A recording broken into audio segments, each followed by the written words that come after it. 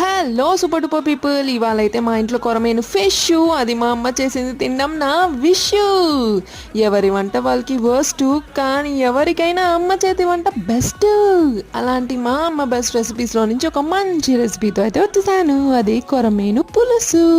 ముందుగా ఫిష్ ప్యాన్లో మెంతులు, ఆనియన్ గార్లిక్ పేస్ట్ వేసుకోవాలి. తర్వాత ఉప్పు, పసుపు, కారం, ధనియా పౌడర్, జీరా పౌడర్ బాగా మిక్స్ చేసుకోవాలి ఆయిల్ ఫ్లోట్ అయ్యే వరకు. తర్వాత కరివేపాకు వేసుకొని ఫిష్ పీసెస్ అన్ని నీట్గా సర్దుకున్న తర్వాత బాగా మిక్స్ చేసుకొని ఒక 2 minutes లిడ్ పెట్టుకోవాలి.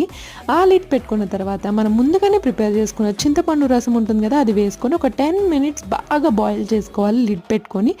ఫైనల్లీ కొత్తిమీర అలా పైకి వేసి తీస్తే ఉంటుంది కొరమీన నేను కోసుకుంటే అయ్యాలా సాంగ్లో కొరమీన పులుసుకొని అద్భుతంగా ఉంటుంది అనమాట.